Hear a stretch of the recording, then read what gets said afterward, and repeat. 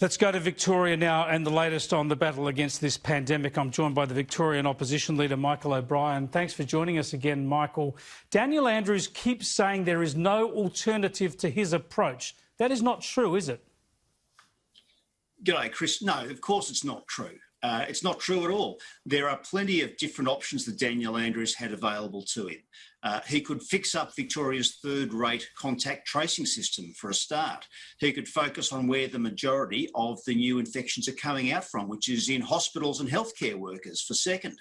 He could safely reopen parts of Victoria's economy that's had no coronavirus for over 2 weeks, for third. He could get rid of some of the ridiculous restrictions that says if you're a personal trainer, you're out of business, but you can go to the park with a mate and have a jog as long as you don't pay each other. There's plenty of options that Daniel Andrews had. He just chose to take a battering ram to Victoria's economy and to Victorian small business to cover up for the fact that his government's responsible for the second wave and his government's responsible for keeping us there. Well, let's talk about your alternative approach then. Is the curfew one of the first things that should go, and what businesses are you saying could be opened up immediately? Sure. Yeah, the curfew serves pretty much no purpose apart from making it easier for the police to check who's out and about after 8 o'clock. It serves no health purpose whatsoever. So my view is it should go. In terms of what businesses should be opening, I was contacted today by a couple. They're a very small business.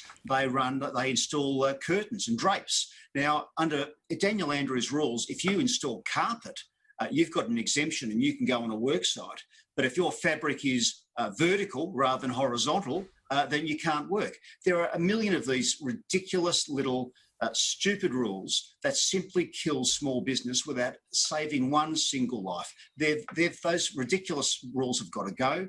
Let's make sure we can get Victoria back to work safely. And my focus would be small business, because they're the ones who are doing it toughest in terms of the economic impact of these restrictions. Do you agree with the Prime Minister in saying that this roadmap should be seen as the worst case scenario, and that Daniel Andrews every step of the way ought to be bringing the restrictions off earlier if possible? Well, look, I do, although I'd actually say I disagree with the roadmap. I don't think it's been well thought through. And you've got senior epidemiologists in Victoria saying they don't support the modelling that he's based this on. They're saying he's taken a one-size-fits-all approach. And that's exactly what he's done. So the economic devastation of this, Chris, is going to be something that'll be generational, and it's so unnecessary. So I agree with the Prime Minister. We should get some of these ridiculous restrictions off as soon as possible. But I'm not going to say I agree with Daniel Andrews' roadmap, because I don't.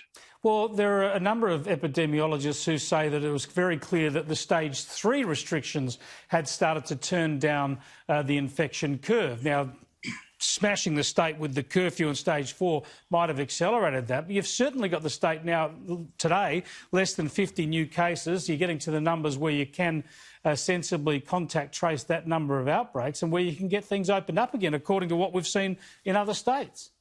Yeah, look, and that's why I think so many Victorians were just gutted yesterday when Andrews came out with this so-called roadmap. We've done the hard yards. We've made the sacrifices, not the government, but the people of Victoria have.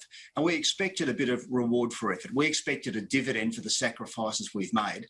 And instead, all Andrews says is you're going to stay in lockdown for another 6 weeks.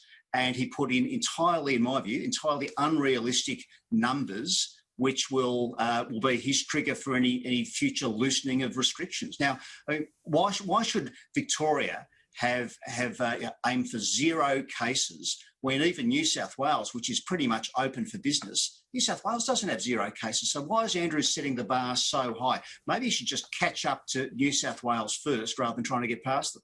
Well, indeed, as the Prime Minister pointed out, under Daniel Andrews' rule, New South Wales will be locked down under a curfew now. It does seem absurd. One thing that really worries me about all of this as a parent is I've been on this education issue right from the start of the year, and all the medical advice has always said that it's best to keep schools open, that there's no dividend by closing the schools, and because kids are not at danger and they're not even acting really as spreaders of the virus. Yet it looks like Victorian kids now have basically lost the whole school year. Of course, they're learning from home, but in any sense of normality, the whole school year will have been wiped out. Yeah, look, years 3 to 10, there is every chance they will not set foot inside a classroom for the rest of the year. And that is just a tragedy. I say that as a parent of a couple of kids in that cohort. All they want to do, it's been a really tough year for Victorian school kids. All they want to do is get back into the classroom for term 4, to see their mates, to see their teachers, and to try and finish off a really tough year on a positive note. But Daniel Andrews seems to be denying them even that. Now, just finally, Michael O'Brien, tell us about the civil liberties issues here and the trust with the police. Now, I know the Victoria Police have gone over the top and deserve criticism for some of their actions in enforcing this law, handcuffing a pregnant woman in her pyjamas in her own home, for instance. But the level of surveillance, the pulling people over on push bikes to make sure they haven't strayed too far from home, all of these ridiculous rules that the police are having to enforce. Are you worried there's going to be more frustration and resentment from the population? And are you worried that this is breaking down the trust between Victorian citizens and Victoria's police? Yeah, look, Chris, I am a bit concerned by that. I've got nothing but respect for Victoria Police. Having said that, I reserve the right to criticise, and I think that vision last week of the pregnant woman getting arrested was a terrible thing. But what I'd say is that people shouldn't be blaming police officers for enforcing a Labor government's directions. It's an old line, but they are following orders, and it's the Labor government that set up these ridiculous rules, these micro regulations, trying to control how every aspect of Victorians live their lives. And if people are upset, and I think they should be in many cases, they should direct that at Daniel Andrews and his Labor government. The police officers have been put in the middle of this by the government. People shouldn't take frustrations out on police, but they can take their frustrations out on the Labor government at the ballot box. Michael, thanks for joining us. Thanks, Chris. Michael O'Brien there, the Liberal leader in Victoria, the leader of the opposition.